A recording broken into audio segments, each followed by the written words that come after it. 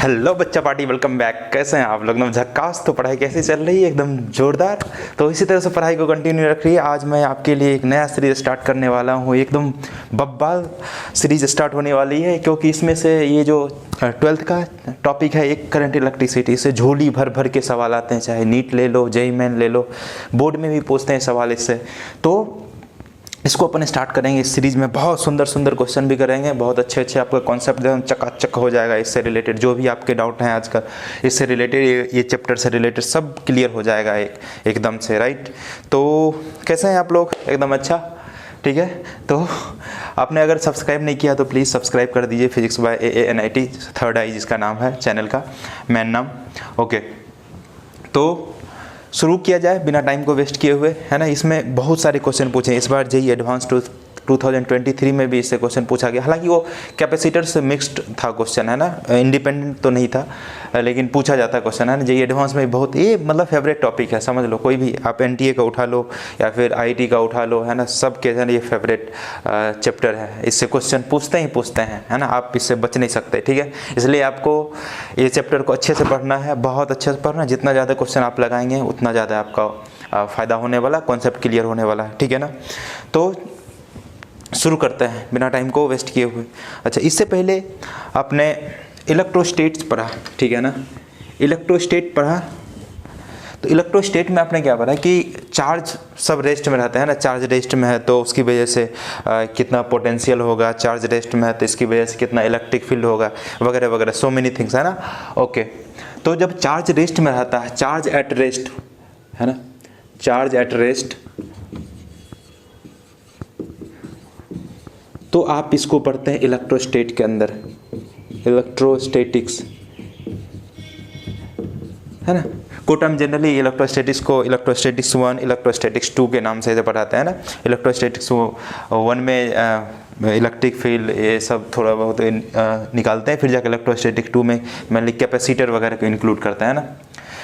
तो ये इलेक्ट्रोस्टैटिक्स की बात थी, है ना। चार्ज ऑफ रेस्ट में, चार्ज मोशन में अगर आ जाए, चार्ज अगर मोशन में आ जाए, चार्ज अगर मूव करना स्टार्ट कर दे, है ना।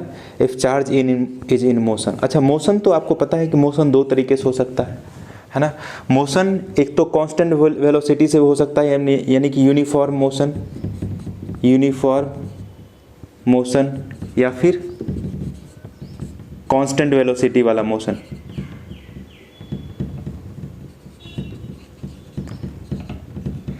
दूसरा वेरिएबल वेलोसिटी, या फिर इसी को नॉन यूनिफॉर्म बोलते हैं, नॉन यूनिफॉर्म, राइट। अच्छा, अपने को करंट इलेक्ट्रिसिटी में बेसिकली जब जो चार्ज कांस्टेंट वेलोसिटी से मूव कर रहा है ना, कांस्टेंट वेलोसिटी से चार्ज जो मूव कर रहा है उसके बारे में पढ़ना है ना, दैट इज करंट इलेक्ट्रिसिटी। जब चार्ज नॉन यूनिफॉर्म वेलोसिटी से मूव करे, मतलब नॉन यूनिफॉर्म वेलोसिटी कब होगा? जब उसमें एक्सेलरेशन होगा चार्ज में।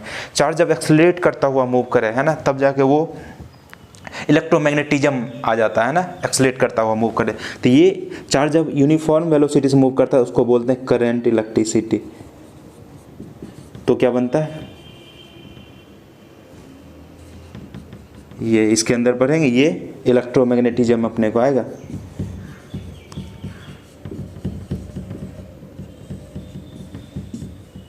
ठीक है, तो अपने को ये वाला, है ना, जब मैग्नेटिक फील्ड आप पढ़ोगे उस टाइम जो है ना, उसमें चार्ज एक्सेलरेट करता हुआ आगे जाता है, तो उसके अंदर पढ़ेंगे। तो अपने को यूनिफॉर्म मोशन ऑफ चार्ज के बारे में स्टडी करना, ठीक है। तो चलिए स्टार्ट करते हैं इसको। ये वाला है ना बाद में पढ़ेंगे।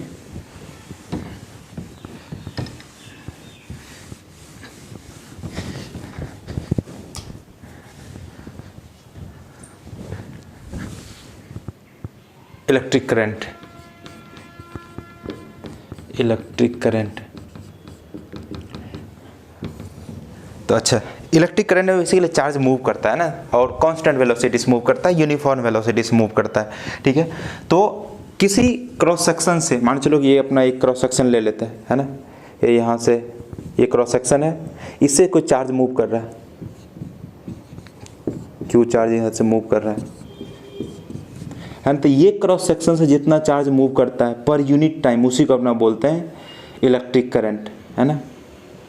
इस वाले क्रॉस सेक्शन जितना चार्ज मूव करता है per unit time, that is electric current. तो इसको अपन लिखेंगे rate of flow of charge per unit time through any cross section.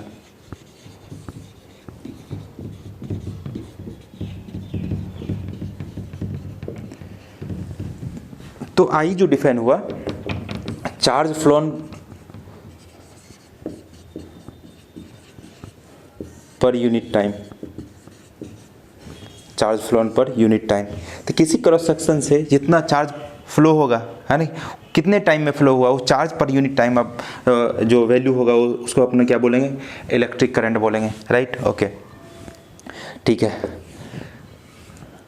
तो इसमें आपको इंस्टेंटेनियस करंट निकालने के कैलकुलेट करने के लिए बोलता है, या फिर कई बार एवरेज करंट कैलकुलेट करने के लिए बोलता है। तो इंस्टेंटेनियस करंट जो होता है, आई इंस्टेंटेनियस, किसी इंस्टेंट में टी इक्वल्स टू, मतलब चार्ज फ्लो हो रहा किसी क्रॉस सेक्शन से, बोलता है कि टी इक्वल्स टू 5 सेकंड पे चार्ज करंट कितना होगा, तो वो बताओ। टी इक्वल्स टू 6 सेकंड पे कितना होगा, वो बताओ। तो उस केस में अपन इंस्टेंटेनियस करंट निकालते हैं।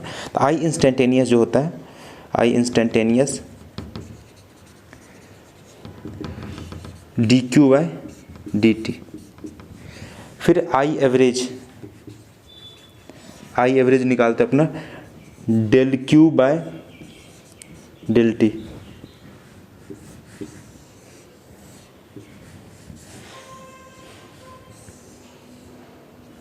ये आ गया डेल क्यू, एवरेज करंट आ गया, ये इंस्टेंटेनियस करंट आ गया। अच्छा, इसके कुछ इंपॉर्टेंट पॉइंट है वो लिख लेते हैं।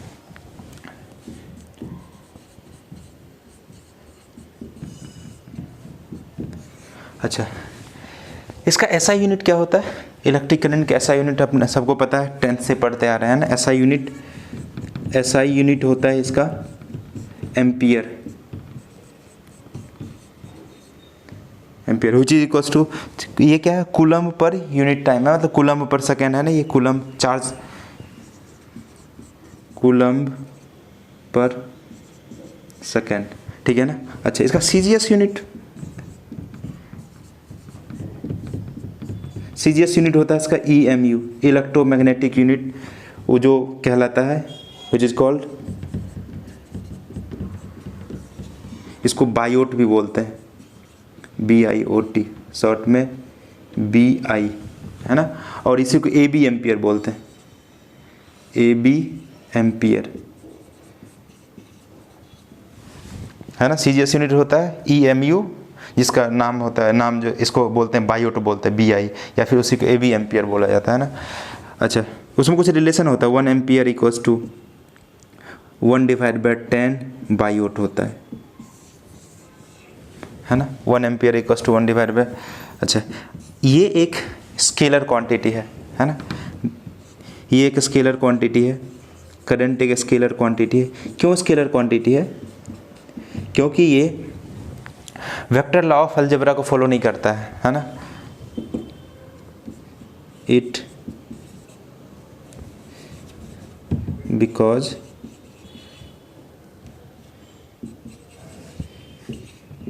It does not follow vector law of algebra. जैसे कि मैं अगर बोलूं कि एक करंट है, इधर से कुछ एम्पियर का करंट आ रहा है, 3 एम्पियर का लेट से, इधर से कुछ 4 एम्पियर का करंट आ रहा है, इधर कितना जा रहा है, इधर 4 + 3 7 एम्पियर जा रहा है। अभी ये मान चलते हैं, अभी ये 60 डिग्री एंगल पा रहा है। मैं अभी अगर एंगल चेंज कर दूं, है ना, इसके एंगल को 90 डिग्री कर देता है, इधर से आ रहा है 3 एम्पियर, इधर से आया 4 एम्पियर, इधर कितना जाएगा, अगेन 7 एम्पियर। ये तो 90 डिग्री नहीं, इसके बीच में एंगल कितना कर दिया, 180 डिग्री। फिर भी जो है ना, इसके है ना 7 एम्पियर करंट जा रहा है इधर, है ना। अगर ये वेक्टर क्वांटिटी होता तो एंगल चेंज करने से इसके जो है मैग्नीट्यूड है वो चेंज हो जाता है, because magnitude is not going to change, that means it does not follow the vector law of addition, algebra या वेक्टर लॉ ऑफ अभी एडिशन सब्ट्रैक्शन जो भी यहाँ पर हो रहा है ना, वेक्टर लॉ ऑफ अलजेब्रा कुल मिला के फॉलो नहीं करता। That is why it is fall in the category of scalar quantity. समझ में आ रही क्या आपको? अरे समझा क्या?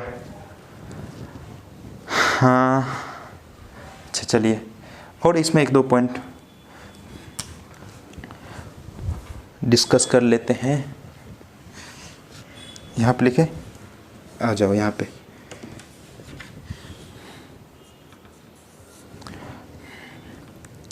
Total charge in a current carrying conductor is zero.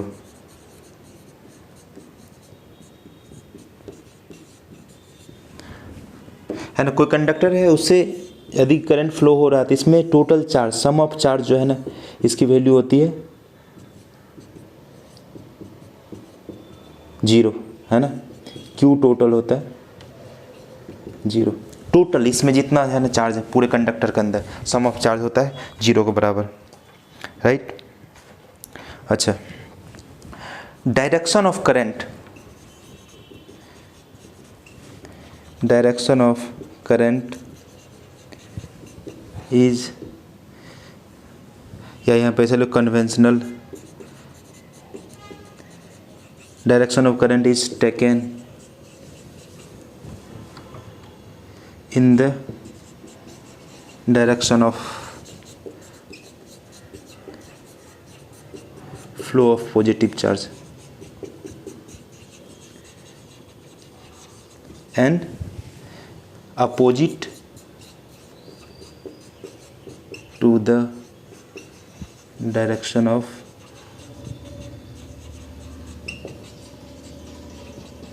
flow of negative charge।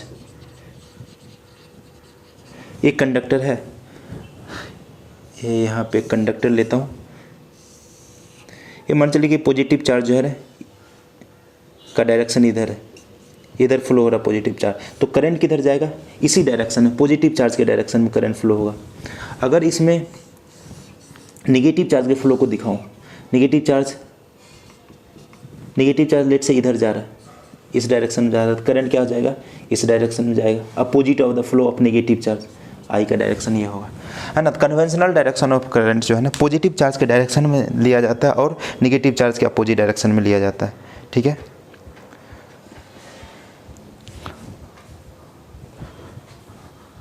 Okay,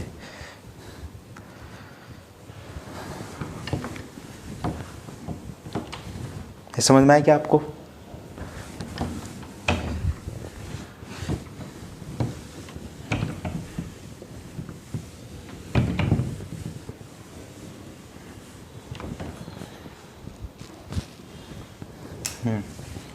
अब देखिए कुछ क्वेश्चन करके देखते हैं इस पे।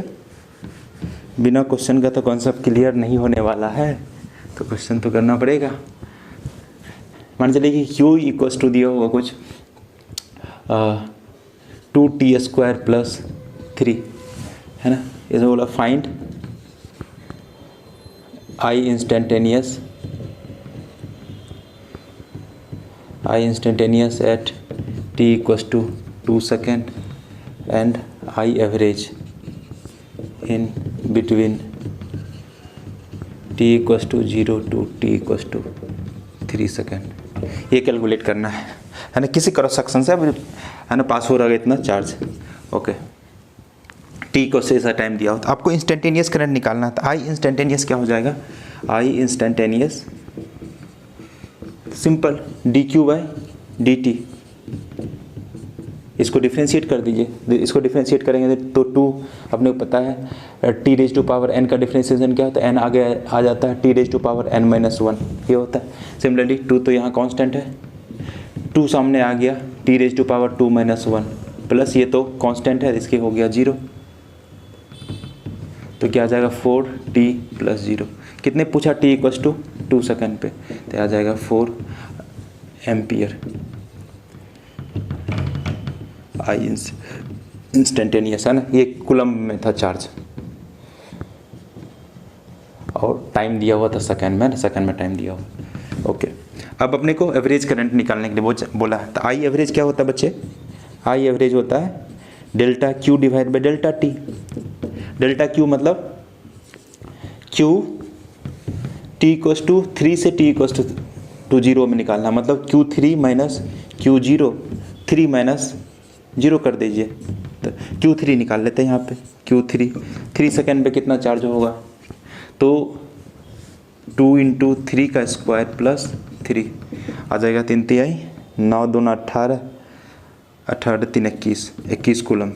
ओके Q0 क्या हो जाएगा, 2 इंटू 0 का स्क्वायर प्लस 3, यह आ जाएगा 3 कूलम। ओके तो आप निकाल लो यहाँ से 21 माइनस 3 डिवाइड बाई 3, यह आ जाएगा 6 एम्पियर, है ना। इस तरह से अपन कैलकुलेट करते हैं वैल्यू। ओके अपने पास एक जेई मेन में भी पूछा रिसेंटली सवाल, वो लिखता हूँ। तो ये जेई मेन 2023 में एक क्वेश्चन पूछा, IT जेई मेन 2023 में। तो बोला कि charge flown in a conductor it changes with time, है ना, टाइम के साथ ये चेंज हो रहा है। Alpha T minus beta T square plus gamma T raise to power 3। Okay where alpha beta and gamma constant and the minimum value of current is. तो ये इसमें से आपको ऑप्शन सेलेक्ट करना था। ये इंस्टेंटेनियस करंट से रिलेटेड क्वेश्चन है, ठीक है ना। तो मिनिमम करंट कैलकुलेट करने के लिए बोला था। आप एक बार ट्राई कीजिए, ट्राई करो फिर तो होगा भैया। झुम बराबर झुम सराबे झुम बराबर झुम, है ना। ये हो गया होगा आपका, आई थिंक सो। बहुत इसमें क्वेश्चन तो बहुत पूछते हैं, बहुत ही ज़्यादा, ठीक है ना। इसलिए ये वाला चैप्टर तो आपको मिस नहीं करना चाहिए, है ना। मैं हर एक टाइप का क्वेश्चन लेने की कोशिश करूँगा बच्चा, ठीक है ना। वो आप पे डिपेंड करता है आप कितना सीरियसली इसको पढ़ते हैं, ठीक है ना। ओके तो इसमें बोला कि मिनिमम करंट की वैल्यू कितनी होगी। पहले करंट तो निकाले फिर तो मिनिमम करेंगे उसको, है ना। तो करंट क्या हो जाएगा इसका, dq बाई dt। तो इसको डिफ्रेंशिएट कर दीजिए तो क्या हो जाएगा, अल्फ़ा, है ना, alpha minus 2 beta t plus क्या आ गया 3 gamma t square, 3 gamma t square, यही है 3 गामा टी स्क्वायर। हाँ तो अब देखिए ये आई आ गया अपने पास, alpha minus 2 beta t plus 3 gamma t square. अब इसको मैक्सिमाइज या मिनिमाइज करना है ना। अब इसको मैक्सिमाइज या मिनिमाइज करना था।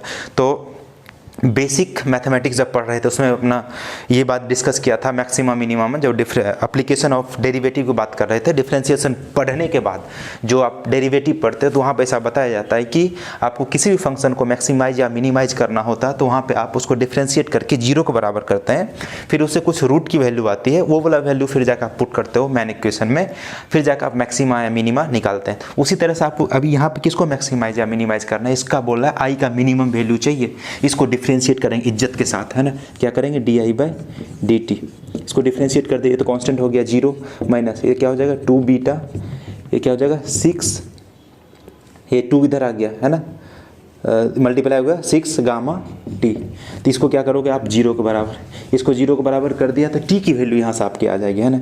तो क्या आ जाएगा 6 gamma T equals to 2 beta. चल भाई टी का वैल्यू आ गया अपने पास 2 बीटा डिवाइड बाय 3 गामा, है ना।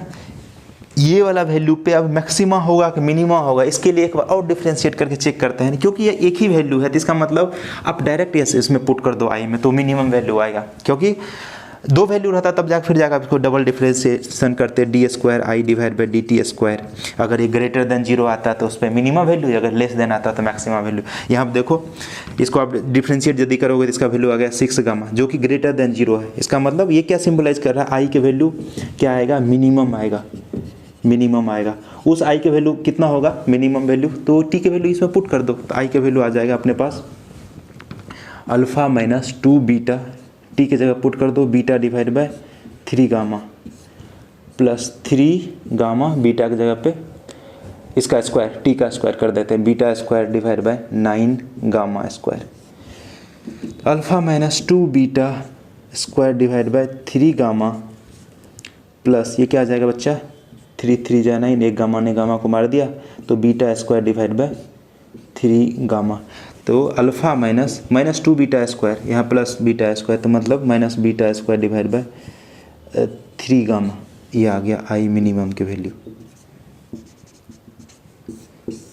तो कोई ऑप्शन है आपके पास इसमें?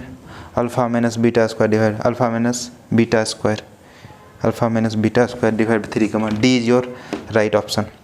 ठीक है, तो इस तरह से आपको टिक करना, ठीक है ना। एक क्वेश्चन और मैं देता हूँ, आपने इसको समझ लिया तो बताइए। एक क्वेश्चन और लिखेंगे अपन, एक मॉड्यूल का क्वेश्चन है, ये मैं देता हूँ। I equals to 20t plus 8t square, यहाँ पर लिख दें I equals to 20t plus 8t square, find charge flow in t equals to, ये ऐसा दिया हुआ t 0 से लेके 5 सेकेंड के बीच में कितना चार्ज फ्लो हुआ इतने सेकेंड में। करंट की वैल्यू अगर ये दिया हुआ है, ये 2000 IIT JEE मैन 2021 में पूछा है। IIT JEE मैन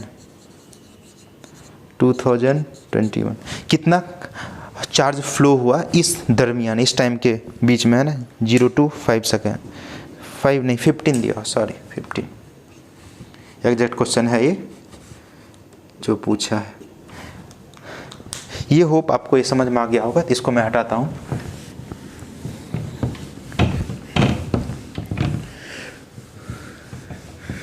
मुझे तो लूट लिया मिलके हुस्न वालों ने, गोरे गोरे गालों ने, काले काले वालों ने। शुरू करें क्या इसको?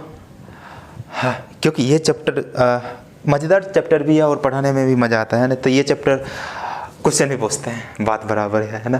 क्वेश्चन पूछें तो पढ़ाना तो बनता है ना, और आपको जम के पढ़ना है इसको, है ना। इस पर तो आप लापरवाही मत ही करना, तो आपके लिए अच्छा है ना। अच्छा, आई इक्वल आपको चार्ज निकालना, इसका मतलब आई को आप चार्ज के टर्म में पहले सबसे पहले एक्सप्रेस तो करना पड़ेगा, है ना। अपने को पता है क्या पता है, आई इक्वल टू होता है d q by d t, I होता है d q by d t. तो यहाँ पर लिख लेते हैं आई की जगह पे D q by d T, और इधर क्या है 20t प्लस 8t स्क्वायर। आपको चार्ज निकालना तो चार्ज को एक तरफ रखो, 20t plus 8t square dt को इधर मल्टीप्लाई कर दिया। कहाँ से कहाँ? 0 पे चार्ज कुछ होगा, 0 मान लेते हैं, है ना। कुछ नहीं, 0 पे आपको डिफरेंस चार्ज फ्लो नहीं निकालना, 0 पे 0 चार्ज मान लेते हैं। अच्छा, फिर 15 second, t equal to 15 second में चार्ज कुछ q हो गया। इसका डिफ्रेंशिएशन क्या हो गया? इसको q कैपिटल Q मान लेते हैं। इसका डिफ्रेंशिएशन q, 0 से q आप पुट कर दो। इसका इंटीग्रेट कर देते हैं 20t स्क्वायर बाय 2, यही होता है ना। t raise to power n का अगर आपको इंटीग्रेशन चाहिए तो क्या करते हैं, t raise to power n plus 1 divide by n plus 1 plus c, है ना। अगर लिमिट रहता है तो c को हटा देते हैं। यहाँ पे लिमिट है आपका 0 से 15 तक, तो c की कोई ज़रूरत नहीं है। ये क्या आ जाएगा 8tq डिवाइड बाय 3, है ना। 8 तो कांस्टेंट है, t raise to power 2 plus 1 divide by 2 plus 1 3 divide by 3, 0 से 15। अब यहाँ पे हो गया 10, तो वैल्यू पुट कर दो। ये तो हो गया q माइनस 0, तो q तो 10 15 का स्क्वायर प्लस 8/3, इसको करेंगे 15 इंटू 15 इंटू 15, तो ये आ जाएगा 15 15 225 को मल्टीप्लाई कर देंगे तो इतना आ जाएगा 2250। ये 3 से 3 5 15, 8 5 40, 40 को 225 से मल्टीप्लाई कर दीजिए तो 2250। ये कितना आ जाएगा 5 और 20, बाकी 2, 4 2 8 2 10 के 0, बाकी 1 4 2 8 1 9 1 0 1। ये 9000 आ गया, 9000 2000 11000, तो 11250 कूलम्ब इतना चार्ज फ्लो हुआ होगा, है ना। इतना चार्ज फ्लो हुआ होगा। इस तरह से अपन कैलकुलेट करते हैं वैल्यू को, है ना। कुछ मैं और क्वेश्चन लिखूं क्या आपके लिए? जितना ज़्यादा प्रैक्टिस करेंगे ना वो आपके लिए उतना ज़्यादा अच्छा होगा। आई इक्वल टू कुछ लिख लेते हैं अपना इक्वेशन, टी स्क्वायर प्लस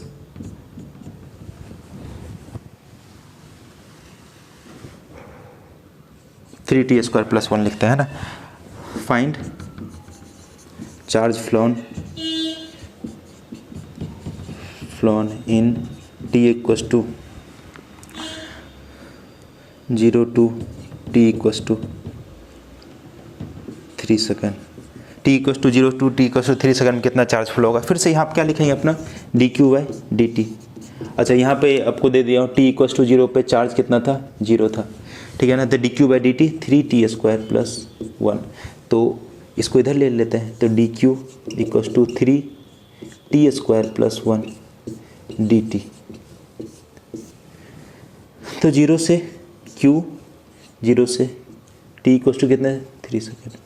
तो इतना यहाँ पे क्या आ जाएगा q, तो 3t², मतलब क्या हो जाएगा 3t²। इसको इंटीग्रेट करेंगे तो 2 + 1 3 / 3, 2 + 1 तो 3/3 प्लस ये क्या आ जाएगा t। चलो यहाँ वैल्यू पुट कर देते हैं 3 ने 3 को मार दिया, तो यहाँ पे वैल्यू पुट करेंगे 3 का